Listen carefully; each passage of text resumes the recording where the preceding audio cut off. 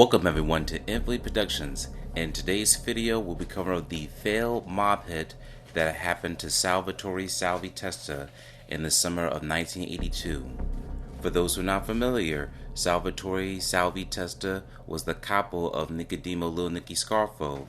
We are also going to be still working on the documentary on Salvatore Testa, but in the meantime, we're just going to be covering over a mob hit that occurred in his life during the mid-1980s. July 31st, 1982, on a summer hot day on 9th and Christian Street near the Italian Market and Salvatore Testa's home, Salvatore Testa was around the corner from Lorenzo's Pizzas eating clams and sitting down relaxing and lounging. Meanwhile, while he was minding his own business enjoying his hearty meal, he did not know that he was going to be a target of a mob hit. And then soon around 5:30 p.m., gunshots emerged in the air.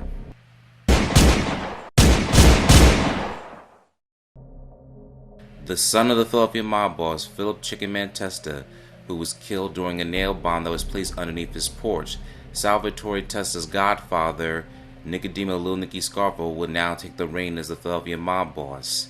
And during this time, he will also help Salvatore Testa avenge the people that were involved in his father's killing. After Salvatore Testa allegedly had his revenge, he also had to deal with Nicodemus Lil Nicky Scarfo's own enemies in the aftermath. This included his arch nemesis Harry the Hunchback Riccobene. And one of the reasons why this war had to carry on is because Harry Riccobene had balked at the street tax. Therefore, a war was starting to emerge. Enemies, people within the own Philadelphia crime family faction, had started to become more divided. And Harry Riccobene had aces up his sleeve as well.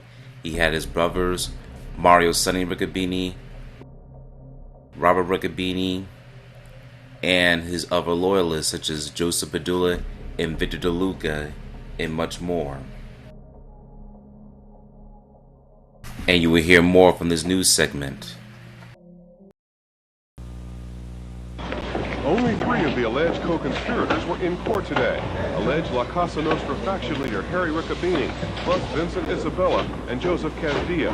Victor DeLuca remains at Graterford Prison for other crimes. Mario Riccobene is in a Connecticut prison. They'll all be brought in late April when the preliminary hearing finally comes off. Judge Mitchell Lifshitz continued the case because of the 2 absent defendants and the questions about possible conflicts of interest for defense lawyer Charles Peruto Jr., who now represents Harry Riccobene, but who in the past did some defense work for the DA's star witness, Joseph Padula, the convicted organized crime triggerman who has turned informant. Padula is ready to finger the other defendants in all of this with conspiracy or attempting to murder at least 5 of Philadelphia's top reputed mob figures, including Nicodemo Scarfo and Salvatore Testa. In May 1982, Frank Monti, a leading mob figure, was murdered. Salvatore Testa was critically wounded in the summer of '82.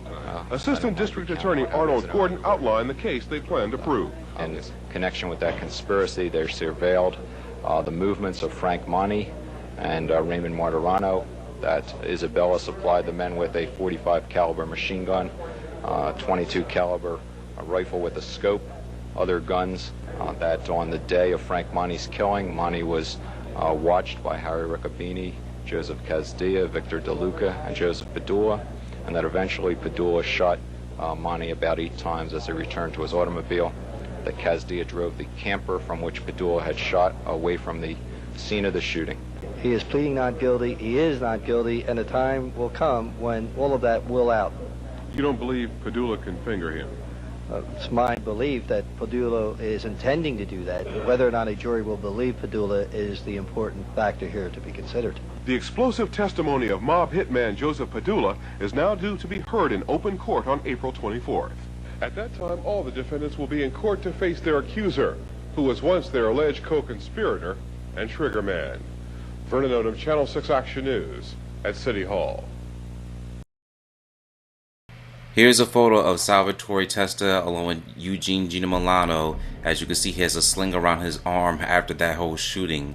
And now we will let you hear from Mob Talks host Dave Stratweiser from Fox 29 News and George Anastasios from the Philadelphia Inquirer, covering over the failed mob hit that happened in Salvatore Testa on that brutal summer day of 1982. Where Salvatore Testa, another infamous hit, was part of that indictment brought by the Philadelphia District Attorney's Office. Salvi Testa lured to a candy store, I believe. On Passyunk Avenue, yeah. Right. Candy store on Passyunk Avenue.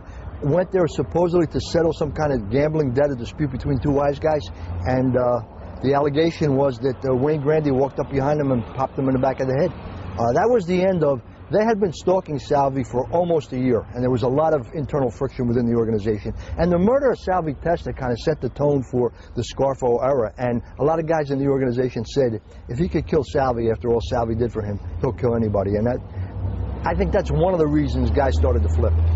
One of those attempted hits on Testa was a drive-by shooting with a shotgun. He was standing on the street somewhere, and a car rolls up, out comes the barrel of a shotgun, and bam. Yeah, he was in the 9th Street Italian Market. That was during the Riccobene-Scarfo War, right. And Testa was leading the charge for the Scarfo people. And a couple of the Riccobene soldiers walked by and almost blew his arm off. He survived that hit. And that's one of the things that people said. Salvi put his life on the line for Scarfo, and now Scarfo has him killed. And that kind of undermined Scarfo as a mob boss. Didn't they call Salvi the Prince? He was the Prince. I mean, and you know, that's another thing. If you got to remember back then, I mean, Scarfo was, a lot of people would say, psychotic. Scarfo was paranoid. Salvi Testa was featured in an article in the Wall Street Journal, right, calling the mob prince of Philadelphia. And, you know, his bloodlines, his father was Chicken Man Testa, had been the boss. And you know, this was a guy raised in Cosa Nostra, and he was a fierce, charismatic guy. And I think Scarfo was jealous, paranoid, and for a lot of different reasons decided he had to go. I just wanted to let you know, I don't just read the Inquirer and the Daily News, I do read the Wall Street Journal. There you go.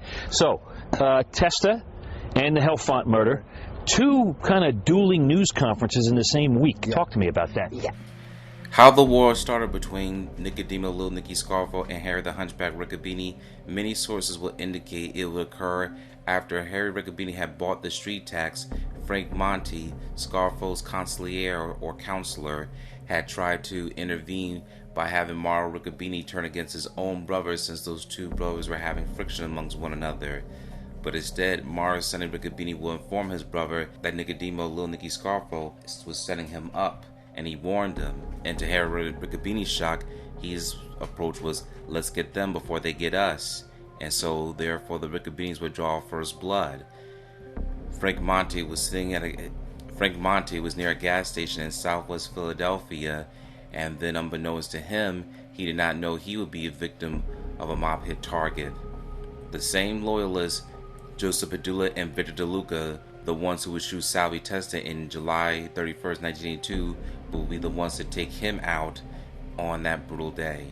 Frank Monte would pass away on May 13th, 1982, just a few months before the Salvatore Testa shooting. Also during that time, after Salvatore Testa survived the hit, he was taken to a hospital being treated for his injuries. A girl that he once loved named Rosina Rucci had also had a private thing that she also wanted to disclose to Salvatore Testa, but since she knew he was living a very violent lifestyle, she decided to keep a very personal secret to herself in regard to him recovering from his injuries. She also recalled in her book 6,000 Days of Us that Salvatore Testa's sister Maria Testa was also in the hospital. However, she did not have the best relationship with his sister, and as a result of their relationship dwindling as a result of the shooting and other disagreements they have about his lifestyle, she decided to keep one big private moment to herself. That will eventually affect her for the rest of his life, since Salvatore Testa will pass away in 1984. We really recommend you read Rosina Rucci's book, as we'll show you in the screenshot, and then we will also be covering the full life story of Salvatore Testa, since he's still one of the most charismatic figures known and throughout the Philadelphia criminal underworld. And if there's any other different suggestions of mob hits that you would like for us to cover over, especially in the Philadelphia area or tri-state area, please let us know in the comment section down below. This is Infleet Productions. Stay tuned for more content.